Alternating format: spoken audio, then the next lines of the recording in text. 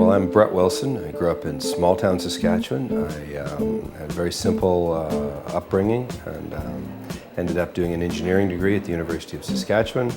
Followed that with a business degree at the University of Calgary and stumbled into the work world.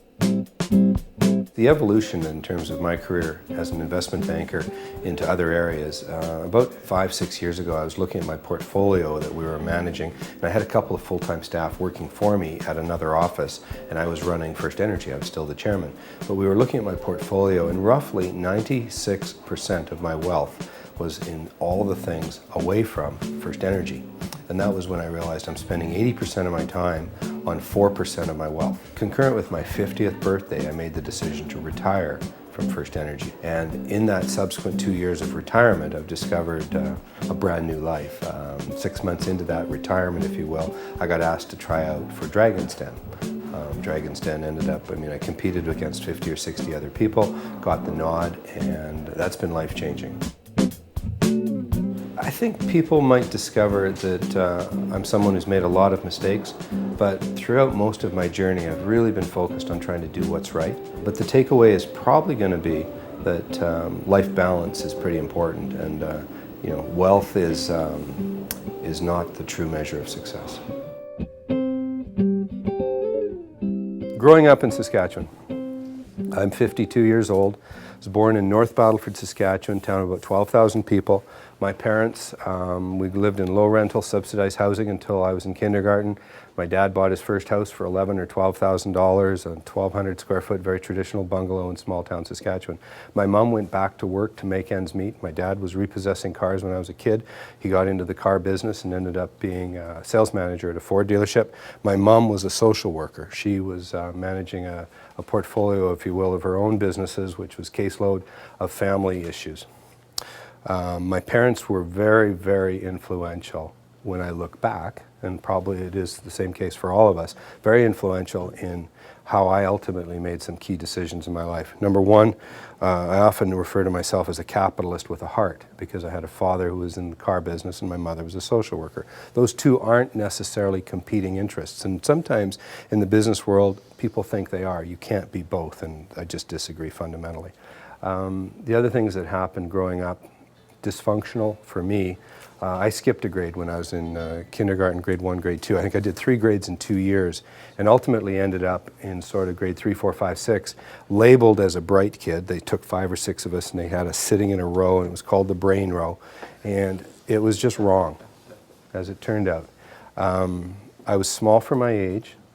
I was emotionally immature, intellectually quite mature. So maybe I could have been another grade or 2 above where I was, but I had no business being even in the grade I was in. The other part that became very demoralizing was that, if you know and remember sports days, you'd run against grade 3s, run against grade 3s, grade 4s, run against grade 4s.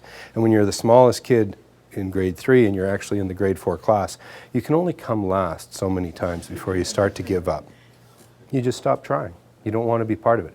There was days that I remember grade 5, grade 6, I'd be crying at home, not wanting to even go to school because I would get teased or picked on.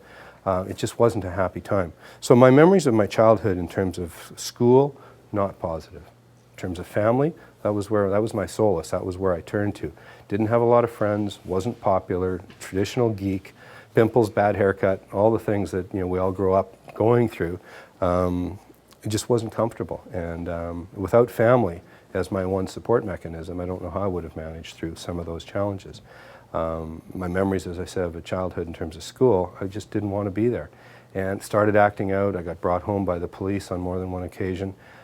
Break and entry, there was all sorts of little things that thankfully my mother was a social worker, so when they'd drop me off, she knew the cops, and they'd have a chat and she'd say it won't happen again, and until it happened again.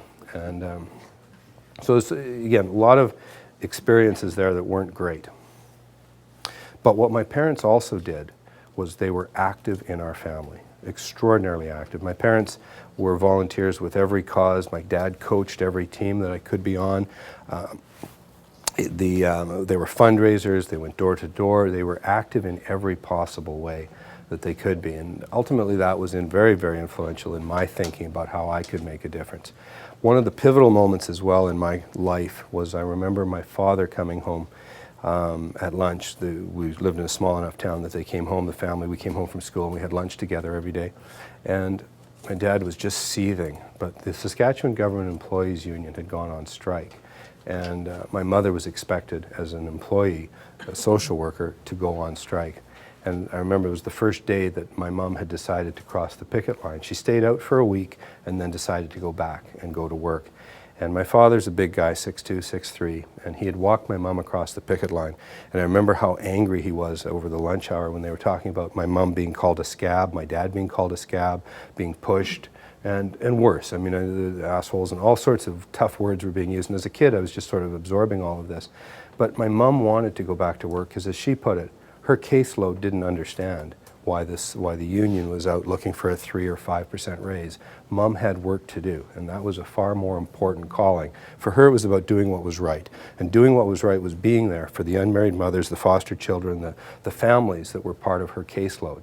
And I just remember my dad having walked her across the picket line, just furious that close friends, people that worked for my mom or with my mom, would say the things they said for walking across the picket line, doing, in her mind, what was right. Ultimately got out of North Battleford, went to university. I was 16 years old when I finished high school, and took off to Saskatoon to do an engineering degree. That was a brand new start for me in several different ways. One, sitting in class, I suddenly discovered that I was no longer the brightest kid in the room, and I certainly could no longer coast. There are lots of really capable people out there, and at university they upped the game. There was no doing homework the morning on the way to school sort of thing that you could get away with sometimes in high school.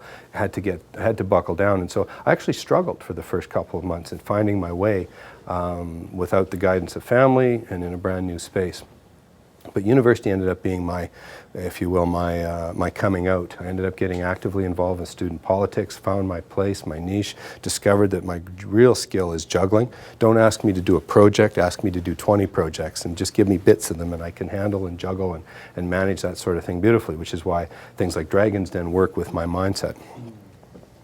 The opportunities that came out of university, though, I finished an engineering degree, and at the same time, I think I had 5 elected positions in my last 2 years on campus. So I really got actively involved with student politics and discovered that I had a gift for speaking, juggling, and managing the affairs from a business perspective of the student union, and really, really, really enjoyed that.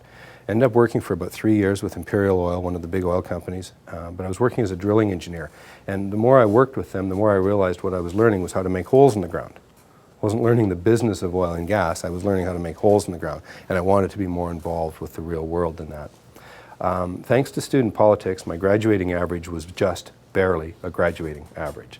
I was 68 or 69. When I went to get an application form to do an MBA, they turned me down. They wouldn't even give me, the 2 women running the program, Jerry and Phyllis, I remember them well, wouldn't even give me the application form because I wasn't going to get in. They asked me a bit about my background. They said, there's no point in you applying.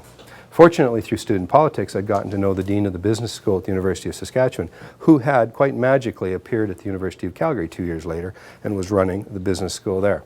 So I called him, and luck have it, he was in his office and his secretary screened, but he was willing to meet me.